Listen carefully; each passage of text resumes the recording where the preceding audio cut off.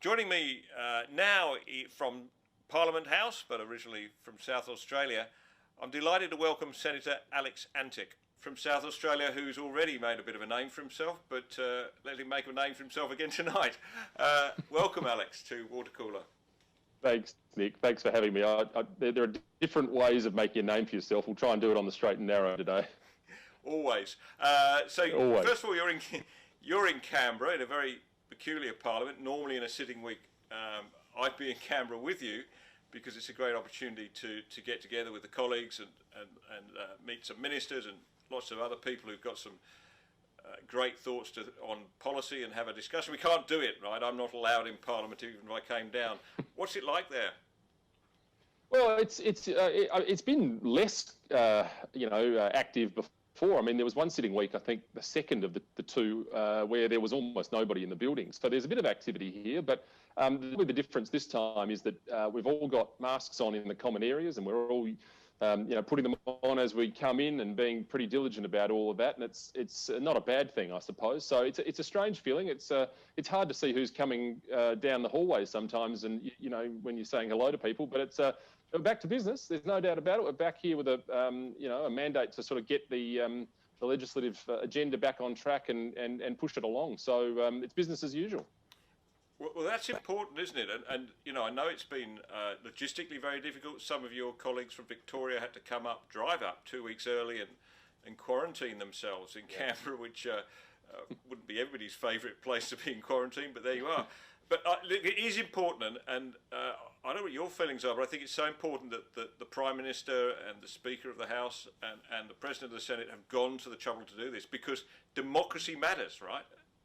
Yeah, it really does. And look, there are interesting, little sub-points to all of this. I mean, we've had the first speeches given today, the first questions asked as well via Zoom in the chamber, which is an interesting experience. And it shows that it can be done and that it does work, but there is no substitution for being here in person. There's no question about that. It's what it's all about, the cut and thrust of the House and the Senate. And so it's good to be back.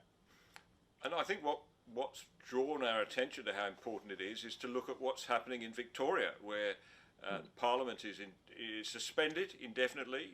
There are powers in place at the moment, and I think Daniel Andrews will seek an extension of them, which allow the police minister to suspend acts of Parliament if it suits them. They can, of course, go into people's homes and so forth, but the suspension of Parliament and normal democratic process is alarming to me. Yeah, look, I agree with you absolutely. I mean, I think in many ways in the last 6 or 7, 8 months, we've I think as a population, we've, for good reason, excused some of these intrusions into our private and public lives.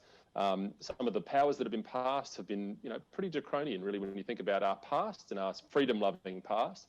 And I think Aussies have put up with them generally for the right reasons and for the last few months for good reasons. Obviously, health and safety are the paramount concern, but in the longer term, I certainly would like to see almost an audit, if you like, of these powers as they've been handed out, and that we all make our best efforts to ensure that they're wound back as well. Yeah, I think it's interesting here, in relation to what we were saying about Victoria and Daniel Andrews.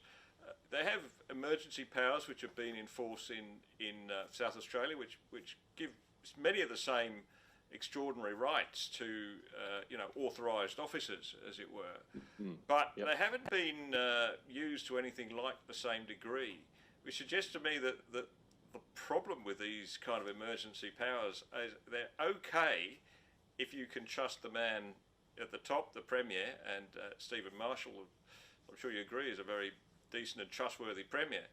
But in the hands of the wrong Premier or the wrong leaders, they can go disastrously wrong.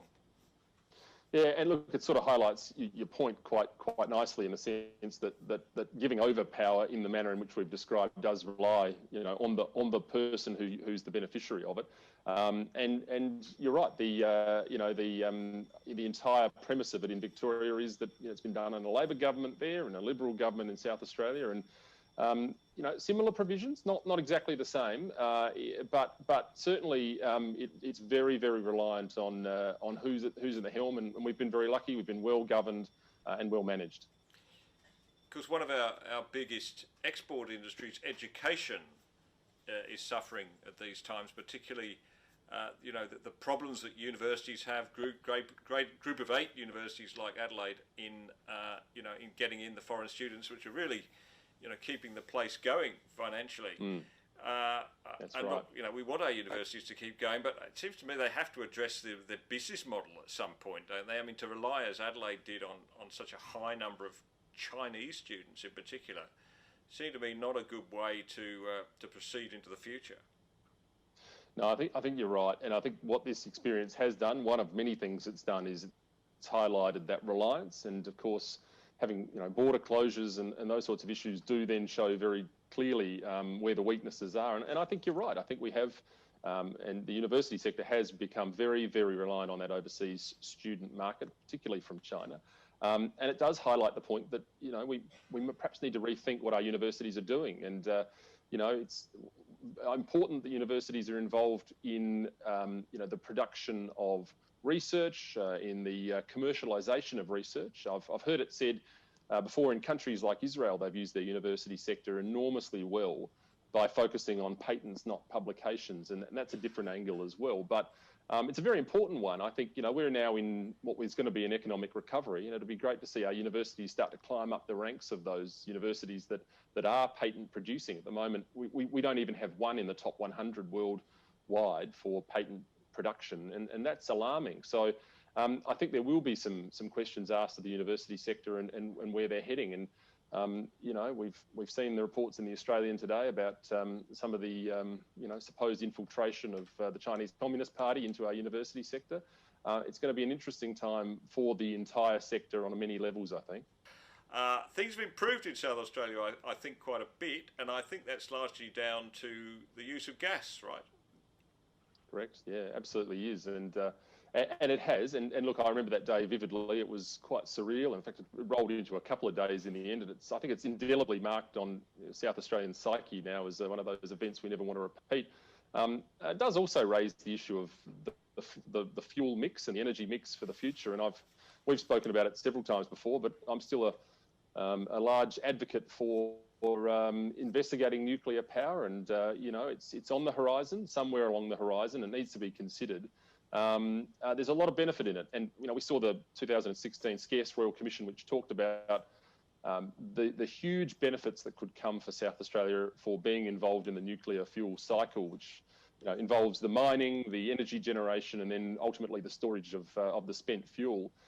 It's a compelling case. It's a compelling economic case, but also at some point, it's another potential string to the bow, I guess, of the baseload energy that's going to become so critical. Critical in particular because, I'm also very keen on the subject of returning manufacturing to Australia, and particularly to South Australia. We've explored that before as well, but there's again a compelling case for South Australia to return to some of that. A neo version of the Playford era where we were a manufacturing powerhouse, but we need cheap power, and it seems to me that the entire concept is fairly complementary. It'd be great to see Australia follow the Canadian example of the 50s and 60s where they adopted nuclear power, and now it's an enormous part of their generation cycle and their export market. There's a lot to be said there. In my view, the first step is having government get out of the way, and I'd love to see the Environment Protection Biodiversity Conservation Act with Section 140A looked at, and then that way, if it's a goer, the market will always tell us, Nick. Always trust the market, I say. Well, thank you, Alex. Been great to have you on Watercooler, and be good to have you back at some future time. I'd love to. Thanks, Nick. Thanks for having me. Thank you.